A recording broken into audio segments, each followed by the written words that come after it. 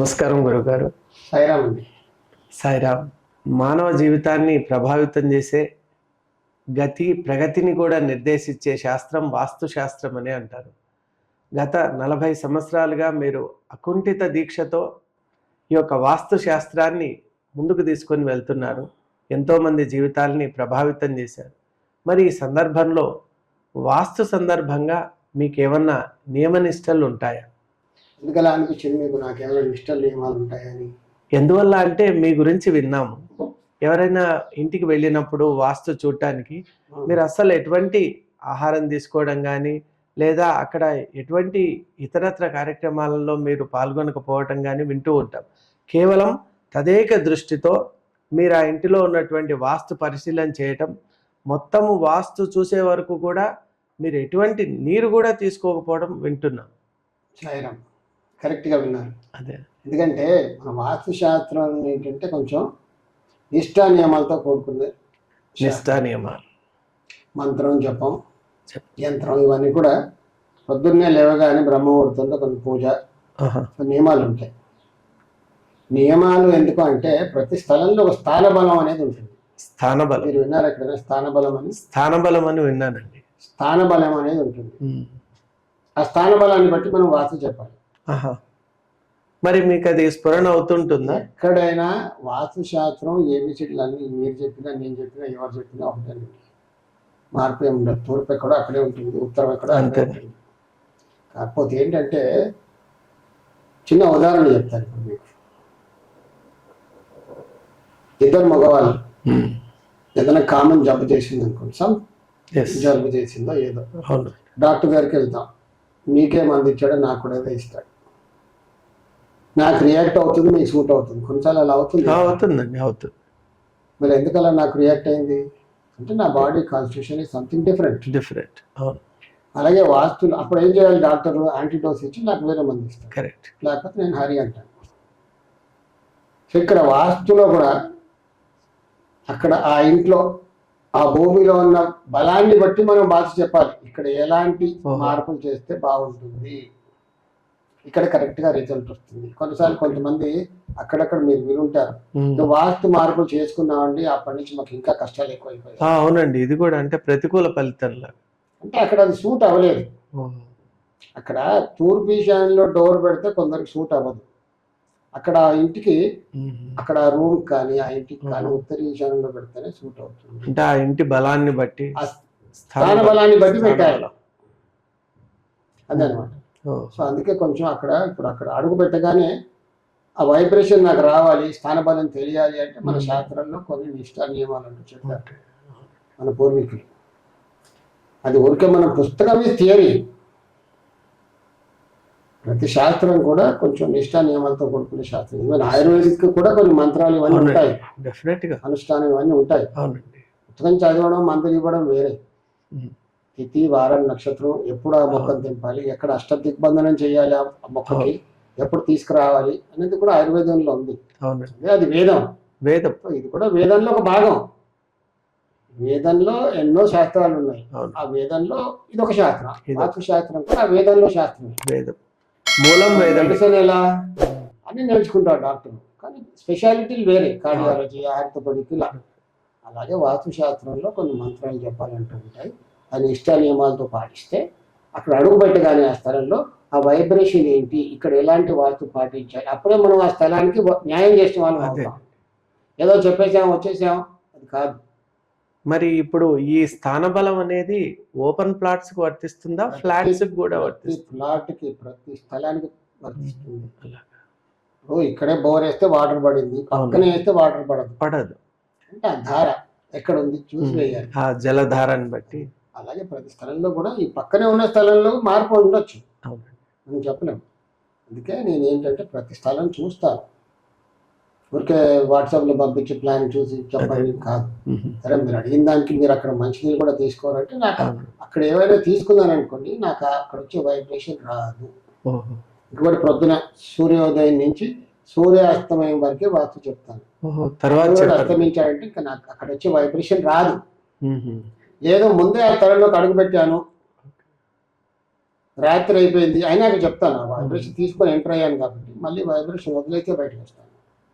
కానీ కొత్తగా స్థలంలోకి మాత్రం సూర్యాస్తమయం తర్వాత లోపలికి వెళ్తే నాకు వైబ్రేషన్ రాదు, స్థానబలం ఏంటో తెలియదు, అందరిలాగా ఊరికే ఏబిసిడి ఏంటో చెప్తాను అంతే. కానీ ఇది చాలా ఆశ్చర్యంగా ఉందండి. ఈ థియరీ ఆఫ్ వైబ్రేషన్ అనేది ఇక్కడే వింటున్నాం. ఇక్కడే వింటున్నామంటే ప్రాక్టీస్ చేసి నేను ఒక్కనే ప్రాక్టీస్ చేస్తున్నాను నేను అనుకుంటున్నాను. బహుశా ఇంకేమంటే చెప్పలేము. అదేనండి. నా ప్రాక్టీస్ మాత్రం ఇది. అందుకే ఏంటంటే అందరికంటే ఎక్కువ నాకు దాహం అవుతుంది. ఎందుకంటే ఇల్లంతా తిరుగుతుంటారు, నాకు దాహం అవుతుంది. తాగుతాను, బయట నుంచి తెప్పించుకొని తాగుతాను. అక్కడే ఉన్నది ఫ్రిడ్జ్ లో తీసి వాళ్ళ ఇంట్లో వాటర్ తాగను, నిషిద్ధం. అంటే అక్కడ నాకు ఆ వైబ్రేషన్ రాదు. ఇంకా నేను అక్కడికి వెళ్ళాను కాబట్టి నేను న్యాయం చేయాలి కదా. తప్పక నాకు దాహం అవుతుంది, ఆకలి అవుతుంది, తినేసి వస్తాను, వాటర్ ఇవ్వండి, కూల్ డ్రింక్స్ ఇవ్వండి అంటే కాదు కదా. కొంచెం తప్పదు. ప్రతి శాస్త్రంలో కొన్ని నిష్ఠాన్ని నిగ్రహించుకొని అది పాటించడం అవుతేనే చెప్పాలి. నాకు వయసు అయిపోయింది ఇక నేను తట్టుకోలేకపోతున్నాను అనుకోండి, అప్పుడు ఇక చెప్పడం మానేస్తాను. ఇప్పుడే ఏమనుకుంటున్నానంటే ఇప్పుడు నా వయసు ఎంత ఉంటుంది అంటారు? సుమారు 50 లేదా 60 అలా ఉంది. 69 ప్లస్. 69 ప్లస్ అంటే గత 40 years గా నేను వాస్తు చెప్తున్నాను. ఈ మధ్యకాలంలో చాలా మంది నన్ను ఫోన్ చేసి అడుగుతున్నారు. అంటే అఫ్కోర్స్ 20 years నుంచి అడుగుతున్నారు, గురుగారు మీరు క్లాసెస్ కండక్ట్ చేస్తే బాగుండేది. అవునండి, వాస్తు మాకు నేర్పిస్తే బాగుండేది కదా, బిగినర్స్కి గురువులకు కొంచెం బాగుంటుంది కదా, ఆడవాళ్ళకి అడ్వాన్స్గా నేర్చుకున్న వాళ్ళకి కూడా మేము కూడా వాస్తు కన్సల్టెంట్గా ప్రాక్టీస్ చేస్తా ఉన్న వాళ్ళకి. సో ఇప్పుడు నాకు కూడా అనిపిస్తుంది తప్పక నేను కూడా కొంచెం క్లాసెస్ స్టార్ట్ చేస్తామని ఇప్పుడిప్పుడే అనిపిస్తుంది. దానికి ఒక సిలబస్ అంటూ ప్రిపేర్ చేసి అనుకుంటున్నాను, చెప్దాం, ఇంకా జనాలు పంచుదాం. నాకున్న నాలెడ్జ్, నాకున్న 40+ అనుభవాన్ని ప్రజలకి షేర్ చేద్దామని అనుకుంటున్నాను. చాలా సంతోషం అండి. త్వరలోనే ఆన్లైన్ క్లాసెస్ కూడా రావాలని కోరుకుంటున్నాం అని అనుకుంటున్నాను. ఆన్లైన్ లైవ్ చేస్తాను. లైవ్ చేస్తాను, రికార్డెడ్ కాదు, చేస్తే మాత్రం లైవ్గా చేస్తాను. మరి అలా చేరిన వాళ్ళకి ఏమైనా ఆ course end of the course ఏదైనా సర్టిఫికేషన్ ఇస్తారా మీరు? డెఫినెట్గా ఇస్తామండి సర్టిఫికేషన్, విశ్వకర్మ వాస్తు సైన్సెస్ ద్వారా. ఇప్పుడే అనుకుంటున్నానండి, జస్ట్ ఫామ్ అవుతుంది. చాలా సంతోషం, అందుకే మీతో షేర్ చేశాను. We really wish it takes a good form and shape. Thank you. Sairam. మరొకటండి, ఇప్పుడు మీరు నియమం నిష్ట అని అన్నారు కాబట్టి మా మిత్రుని ఇంట్లో పూజా గది ఎవరు వచ్చి చూసినా కూడా పూజా గది వల్లే వీళ్ళకి ఇన్ని రకాల కష్టాలు ఉన్నాయని అంటున్నారు. మరి అది వాస్తవమేనా? అంటే పూజా గది బాగలేదు కాబట్టి ఇంట్లో బాగలేదు, మీ పూజా గది ఇట్లా ఉంది కాబట్టి మీకు ఈ కష్టాలు ఇలా ఉన్నాయి అంటున్నారు.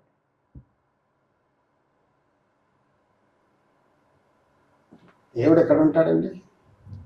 దేవుడు సర్వత్రా ఉంటాడు. ఇక్కడ మన సాంప్రదాయం ఏంటి?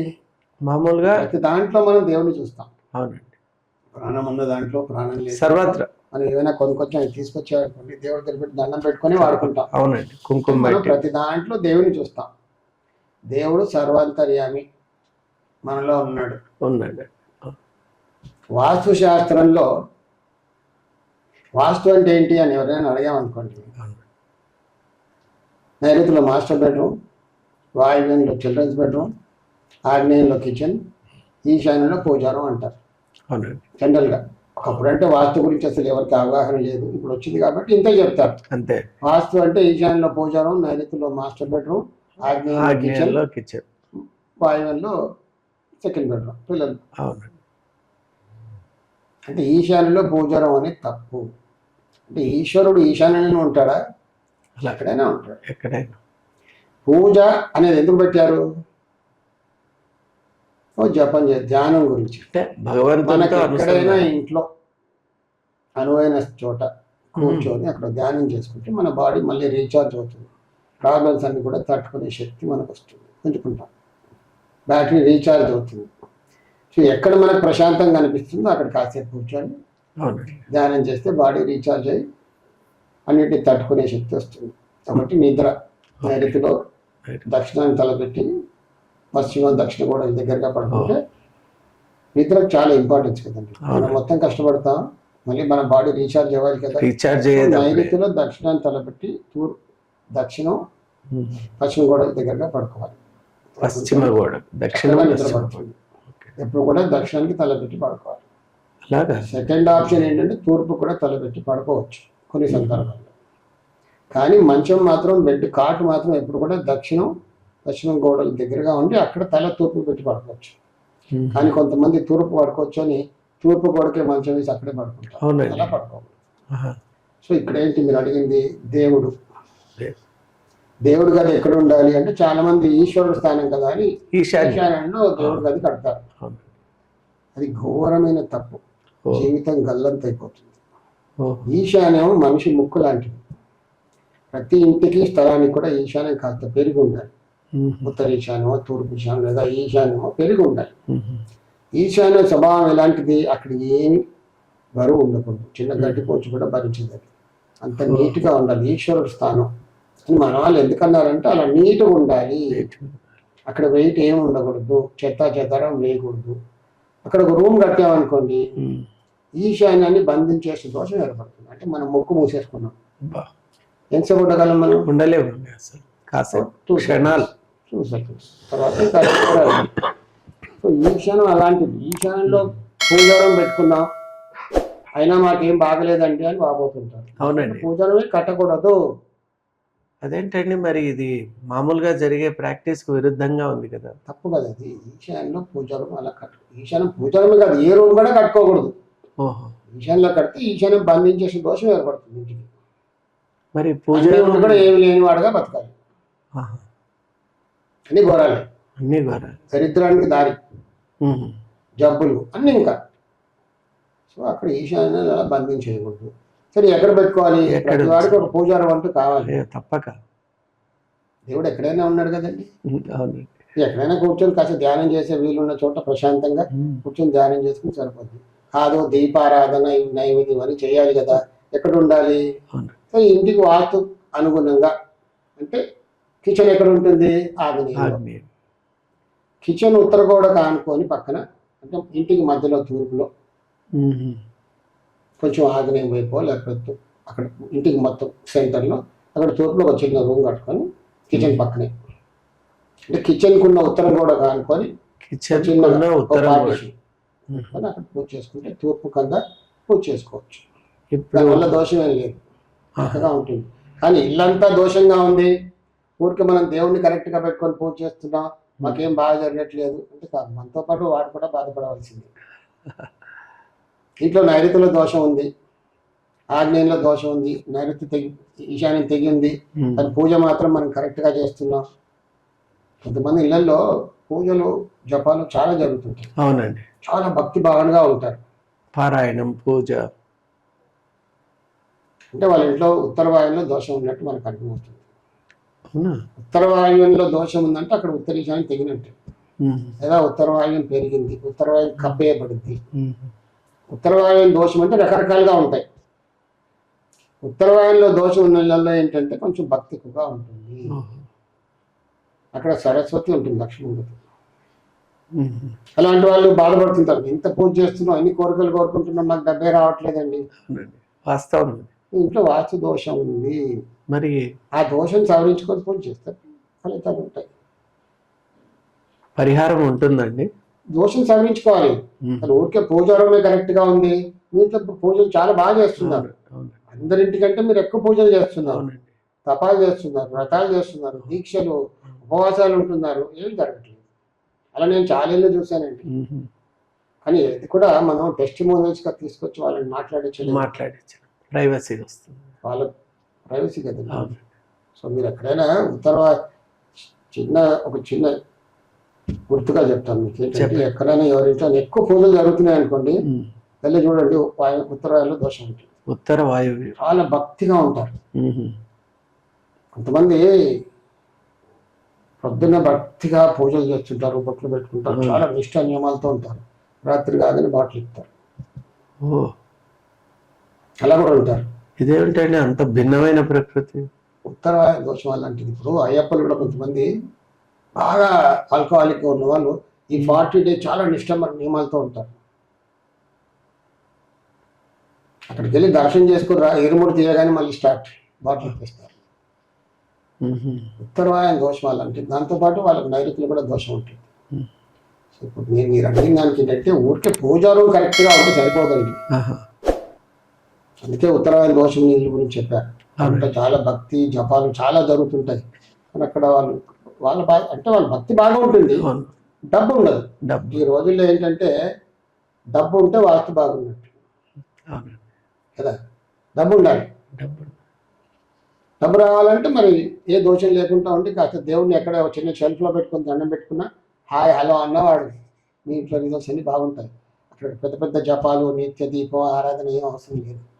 ఇప్పుడు చిన్న షెల్ఫ్లో పెట్టుకొని హాయ్ దేవుడు అంటే కూడా సరిపోతుంది. వాస్తు బాగుంది, దోషం లేకుండా ఉంటే బాగుంటుంది. ఇప్పుడు కిచెన్లో దేవుడి నీళ్ళు ఉండొచ్చా అండి? హాయిగా నేను అదే చెప్పాను కదండి, దేవుడు ఎక్కడ లేడు, సర్వాంతర్యం ఎక్కడైనా ఉంటాడు. అంటే కొంతమంది ఇళ్లలో కిచెన్ ప్లాట్ఫామ్ కంటే కూడా కింద పెడుతున్నారు దేవుడిని. మీరు కిందనే పెట్టుకోండి పైన పెట్టుకోండి. కిచెన్లో ఆగ్నేయ భాగంలో వంట చేయాలి, అక్కడే సింక్ ఈశాన్యంలో పెట్టుకుంటాం. అవును, వీళ్ళే చోటు ఏంటి సింక్ పక్కనే పూజ గురించి ఒక చిన్న ఏర్పాటు ఎగ్జాక్ట్గా అలాగే చేసుకోవచ్చు, తప్పేం లేదు. ఇల్లు వాస్తుపరంగా ఉండాలి, దేవుడిని ఎక్కడైనా పెట్టుకోవచ్చు. చిన్న షెల్ఫ్లో పెట్టుకున్నా వాడు కరుణిస్తాడు, ఎందుకంటే లేకపోతే మీతో పాటు వాడు బాధపడాల్సిందే. దేవుడు కూడా ఎన్ని గుళ్ళు ఉన్నాయి, చాలా గుళ్ళు ఉన్నాయని చాలా గుళ్ళు చూశాను, వాస్తు కూడా చెప్పాను. వాటికి నిత్య దీపారాధన కూడా నోచుకోవట్లేదు వాడు, అంతే డబ్బులు లేవు.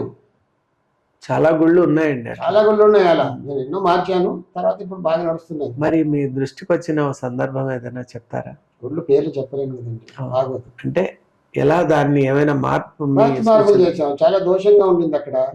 అంటే ఒకప్పుడు వాళ్ళు కట్టినప్పుడు బాగా కట్టారు, తర్వాత అడిషన్ సబ్స్ట్రాక్షన్ చేశారు కదా, కమిటీ మారుతుంటుంది, కొత్త కమిటీ వస్తుంది, ఇంకేదో గుడి కడతామని. ఈ మధ్య ఒక ఆంజనేయ స్వామి గుడి చూశారు 200 years బ్యాక్. 200 years బ్యాక్ ఇప్పుడు ఏం నడవట్లేదు, ఎవరు రావట్లేదు భక్తులు. అంటే ఊరికి దూరంగా ఉందండి లేక సెంటర్ లో ఉందండి? ఒకప్పుడు ఊరికి దూరంగా ఉండేది, నవ్వు సిటీ సెంటర్ లో అయిపోయింది, అయినా ఎవరు రావట్లేదు, రానివ్వదు. సో అక్కడ వెళ్ళి చూస్తే చాలా దోషాలు. అంతకుముందు ఊరికే ఆంజనేయ స్వామి మాత్రమే ఉండేవాడు, దానికి ఆనుకోలన్నీ కట్టేశారు. కొత్త దక్షిణంలో ఖాళీ స్థలం చాలా పెంచేశారు, ఉత్తరంలో అన్ని ఇల్లు కట్టేసుకున్నారు, ఈశాన్య భాగంలో అందరూ ఆక్యుపై చేసి కట్టేసుకున్నారు, ల్యాండ్ గ్రాబింగ్. దాంతో అక్కడ పరిసరాల్లో వాస్తు పోయింది, వాస్తు బలం పోయింది. అందువల్ల ఆ శక్తి అనేది జనాలు రావట్లేదు. మళ్ళీ కొంచెం మార్పులు చేశాను, ఇది రీసెంట్గా just 10 days back. 10 days back result రావాలి, వస్తుంది, డెఫినెట్గా వస్తుంది. అంటే నేను చెప్పానంటే మనతో పాటు దేవుడు కూడా అతీతుడేం కాదు, బాధపడతాడు. ఇది చాలా కొత్త విషయం, ఇప్పుడే వింటున్నాను. ఇంకోటి అండి, ఇప్పుడు ఎలాగో మనం ఈశాన్యం గురించి తూర్పు గురించి మాట్లాడుతున్నాం కాబట్టి తూర్పులో పవిత్రమైనవే ఉండాలా, లేకుంటే కొన్ని సందర్భాల్లో అనివార్యంగా టాయిలెట్ ఉందనుకోండి, మరి ఎలా? పవిత్రమైంది అంటే తూర్పు ఈశాన్యం ఇక్కడంతా పవిత్రమైనవే ఉంచాలి అన్న ఒక భావన ఉంది. మా ఇంటికి అంటే మీరు అడగదలుచుకుంది ఏంటంటే కరెక్ట్గా ఇంటికి తూర్పులో టాయిలెట్ ఉండొచ్చు. అవును, ఇంటి లోపల ఉండొచ్చు. ఇండిపెండెంట్ హౌస్ అనుకోండి, ఇక్కడ 2 రకాలండి, ఇండిపెండెంట్ హౌస్, ఫ్లాట్స్. అవునండి, ఇండిపెండెంట్ హౌస్ కి చుట్టూ ఖాళీ స్థలం ఉంటుంది. కరెక్ట్. ఉత్తరం కంటే దక్షిణంలో తక్కువ ఉంటుంది, తూర్పు కంటే పశ్చిమంలో ఖాళీ స్థలం తక్కువ ఉంటుంది. అంటే ఆ ఇంటికి ఉత్తరంలో తూర్పులో ఖాళీ స్థలం ఎక్కువగా ఉంటుంది.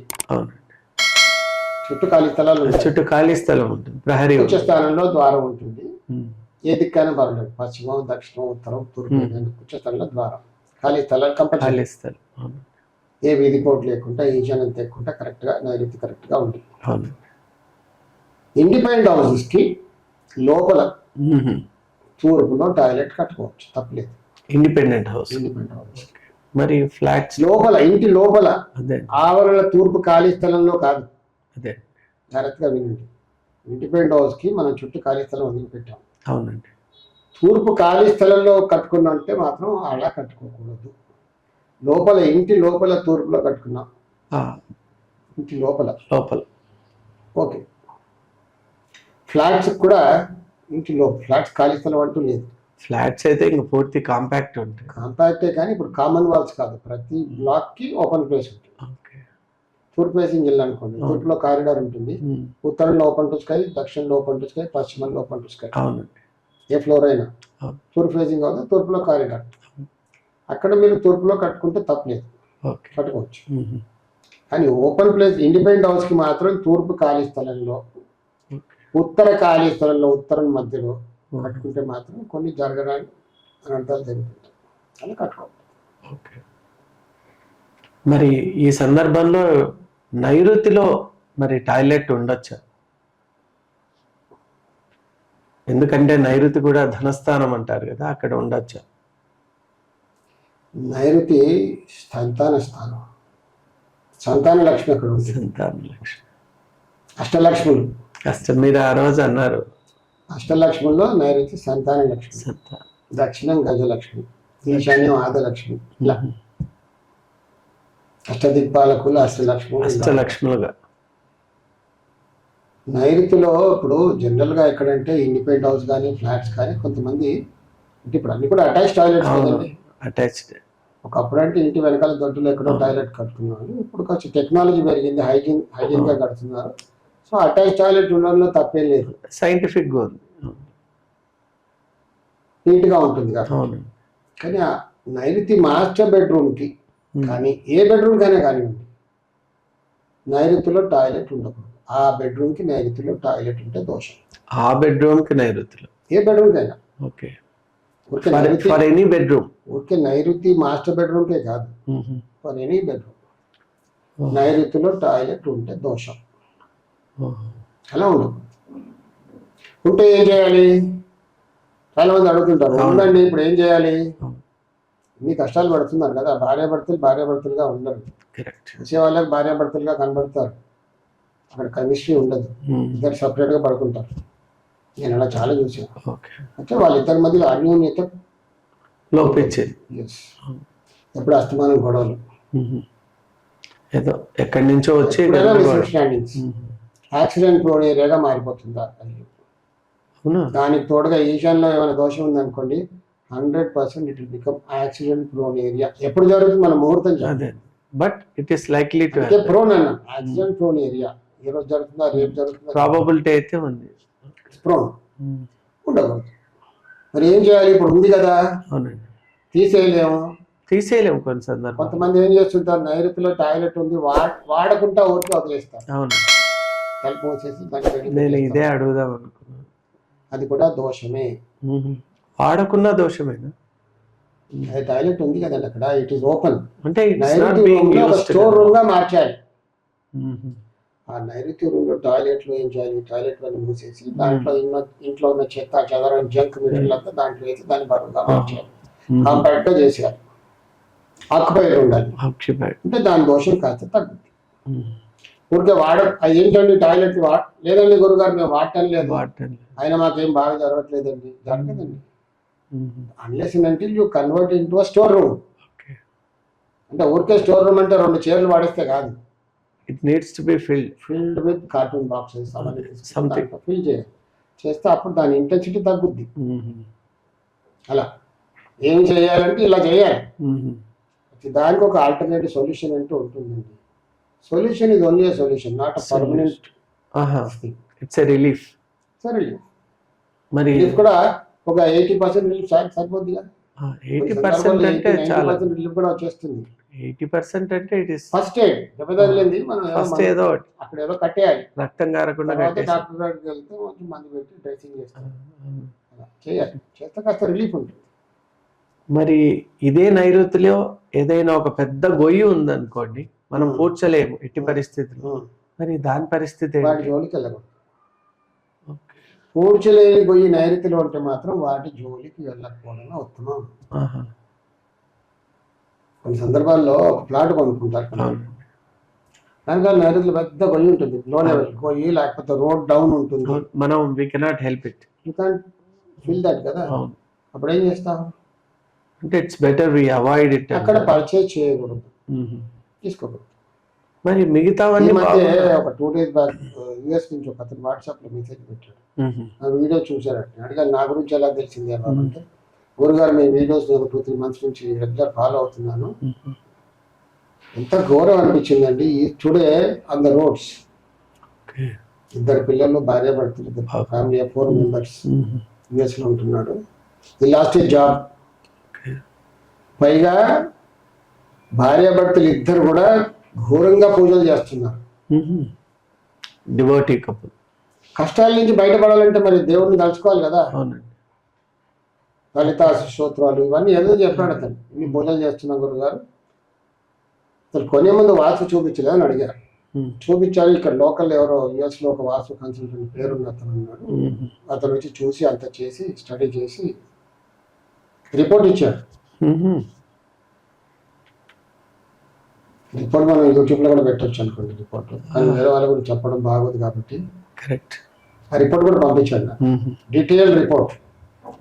స్లోప్ అంతా కూడా, ప్లాట్ స్లోప్ అంతా కూడా నైరుతి వైపు ఇలా డౌన్ ఉంది. ప్లాట్ స్లోప్ ఎంత స్లోప్ ఉంది కూడా ఇచ్చాడు. మరి కానీ ఉండొచ్చండి అన్నాడు అతను. ఇంట్లో ఉండండి అన్నాడు.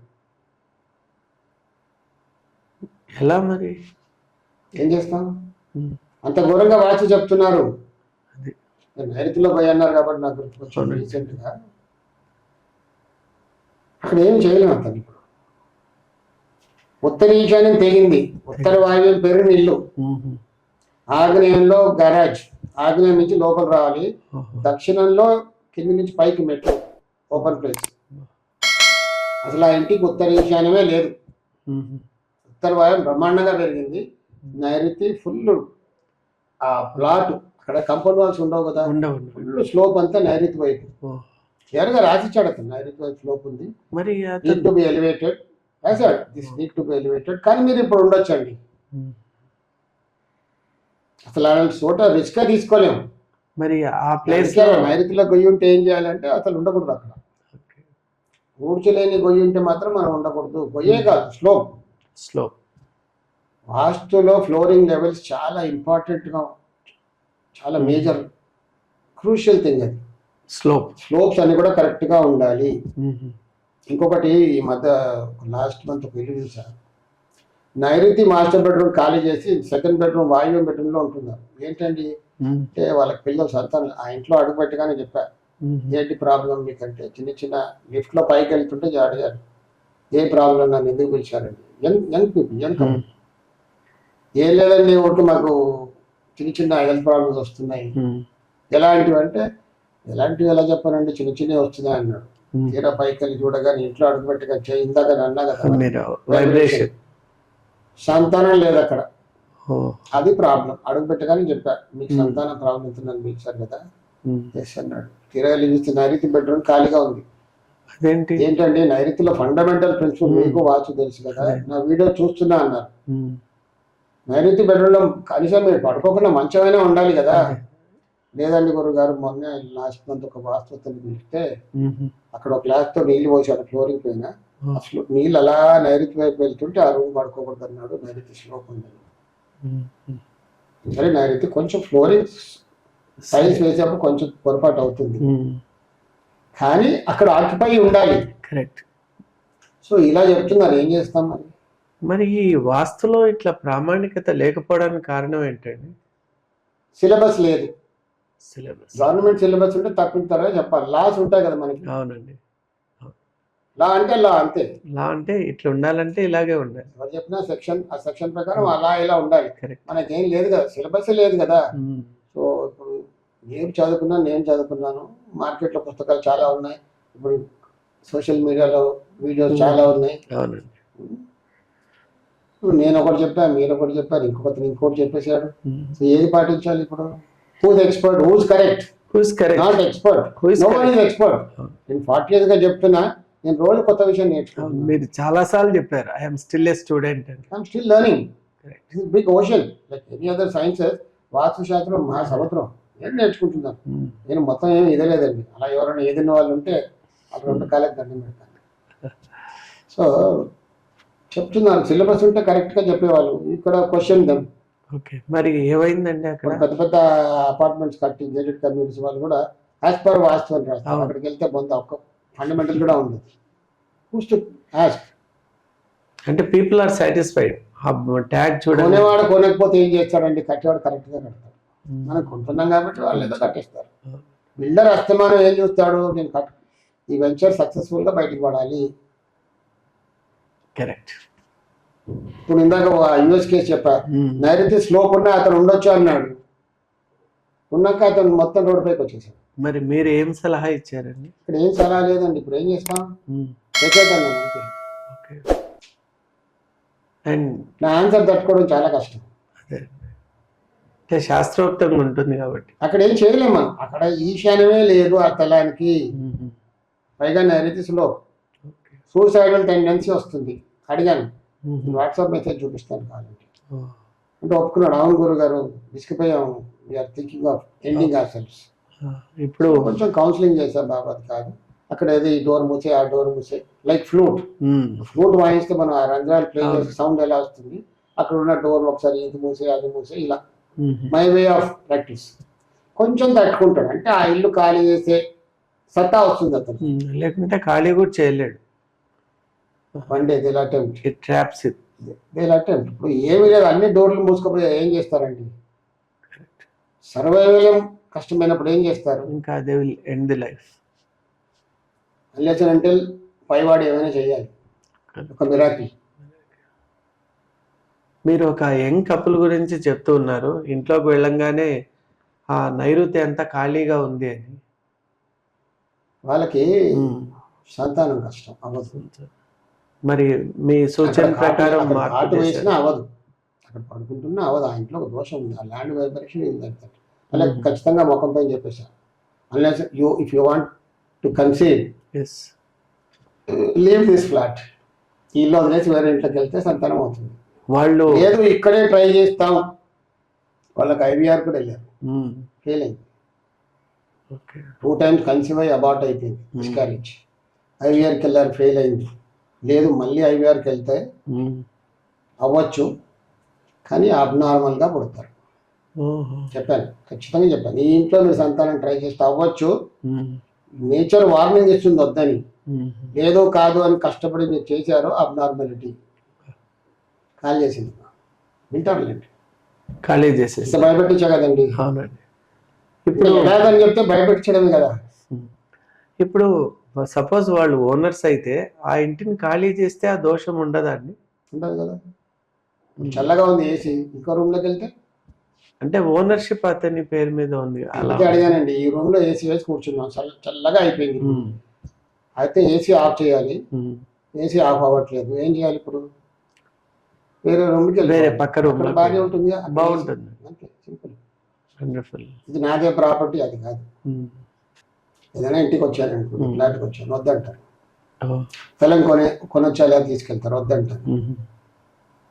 అప్పుడు మీకు ఏమనిపిస్తుంది? ఓ 10 చోట్ల తీసుకెళ్లారు, అన్ని వద్దన్నాను, ఏమనిపిస్తుంది? ఇంకా మరి ఇదేంట్రా బాబు ఏది చూసినా వద్దంటున్నాడు. మరి మిగతా కొనే వాళ్ళందరూ కొన్ని హాయిగా ఉంటున్నారు కదా, చాలా అప్పటికే ఉంటారు చాలా గేటెడ్ కమ్యూనిటీలో ఇన్ని ఫ్లాట్ చూస్తే వద్దన్నాడు, మరి మిగతా కొనుక్కున్న వాళ్ళు హాయిగా ఉన్నారు కదా, నన్ను ఎందుకు వద్దంటున్నాడు? శాస్త్రం తెలుసు కాబట్టి వద్దన్నాను. ఇక్కడ మీరు కష్టపడతారు, మరి అక్కడ ఉన్న వాళ్ళు కష్టపడట్లేదా? సేమ్ ఫ్లాట్ కదా, కొన్నాళ్ళ తర్వాత వాళ్ళు కష్టపడతారు. మిమ్మల్ని వద్దన్నాను, కొంచెం నా కన్సల్టెన్సీ కొంచెం కష్టం. అక్కడ నిజంగా కరెక్ట్గా ఉంటే ఓకే అంటాను. కాంప్రమైజ్ ఈ రోజుల్లో కాంప్రమైజ్ అవ్వాలి, తప్పదు. మరీ ఘోరంగా కాంప్రమైజ్ అవ్వలేని దోషాలు ఉన్నాయి అక్కడ. వాట్ ఎక్స్టెంట్ అంటే ఏం చేయాలి? నేను అప్పుడు నన్ను తీసుకెళ్ళావు కాబట్టి నా ధర్మం ఏంటి? వాస్తవం శాస్త్రం చెప్పాలి. రేపు ఎప్పుడో వచ్చే కష్టాలు నేను ఇప్పుడే చూసి చెప్తాను. సరే ఇప్పుడు తీసుకోండి అని నేను చెప్పాను అనుకోండి, రేపు నన్ను వచ్చి అడుగుతారా లేదా? అడుగుతారు. I'm answerable. డెఫినెట్లీ. ఏంటంటే మీరు తీసుకోమంటే తీసుకున్నాం, మరి మాకు ఇన్ని కష్టాలు ఎందుకు వచ్చాయి? వాస్తవంగా బాగుందన్నారే మీరు, అందుకే వద్దంట. మరి మిగతా వాళ్ళు వాస్తు చూపించకున్నారు కదా, నేను కామెంట్ చేయలేదు. మీరు ఎన్ని వాళ్ళని అడుగుతారో లేదా నేను చెప్పలేదు. ఇది మన ప్రాక్టీస్. అందుకని నాకు చెడ్డ పేరు విశ్వకర్మ అంటే అబ్బో అంటారు. కానీ న్యాయం చేయాలి కదండి ప్రపంచంలో. చూస్తూ తీసుకొని ఎలా చెప్తాను నేను? మీరు శాస్త్రం వైపే నిలబడి ఉన్నారు. ఇప్పుడు రేపు ఏం జరుగుతుందో నాకు తెలుసు కదా, శాస్త్రం చెప్తుంది. అభివృద్ధి శక్తులు లేవు, అక్కడ ఇది జరుగుతుంది, ప్రోన్ ఏరియా. ఓకే, నేను ఎస్ తీసుకోండి. ధన్యవాదాలండి. 太有效了。ఒక శుభవార్త త్వరలోనే ప్రారంభం. ఒక అరుదైన విలువైన అవకాశం. గృహిణులకు, బిగినర్స్ మరియు సీనియర్ సిటిజన్ల కోసం లైవ్ ఆన్లైన్ విశ్వకర్మ వాస్తు క్లాసెస్. పుస్తకాల వాస్తు కాదు, నిజ జీవితంలో పనిచేసే సాధారణ ఆచరణాత్మక నివారణలు. గత 40 సంవత్సరాలుగా ఫుల్ టైం కన్సల్టెంట్ గా లైవ్ టీవీ ప్రోగ్రామ్స్ ద్వారా వేలాది కుటుంబాల జీవితాల్లో మంచి ఆరోగ్యపరమైన మార్పు తీసుకొచ్చిన వాస్తు యోగి శ్రీ కెఎల్ విశ్వకర్మ గారి చేత 21 రోజులు లేదా 4 వారాల లైవ్ ఆన్లైన్ క్లాసెస్. గృహిణులకు సులభంగా అర్థమయ్యే విధానం, బిగినర్స్ కి స్పష్టమైన వివరణ, సీనియర్ సిటిజన్లకు అనువైన క్లాసులు, ప్రశ్నలు సమాధానాలు లైవ్ లోనే. సర్టిఫికేట్ కూడా ఇవ్వబడును. మీ ఇంటి శాంతి, ఆరోగ్యం, సంపదకు వాస్తు ఎలా సహకరిస్తుందో ఇప్పుడే తెలుసుకోండి. ఆసక్తి ఉన్నవారు వెంటనే 9848045677 వాట్సాప్ నెంబర్కి కాల్ చేసి రిజిస్టర్ చేసుకోండి.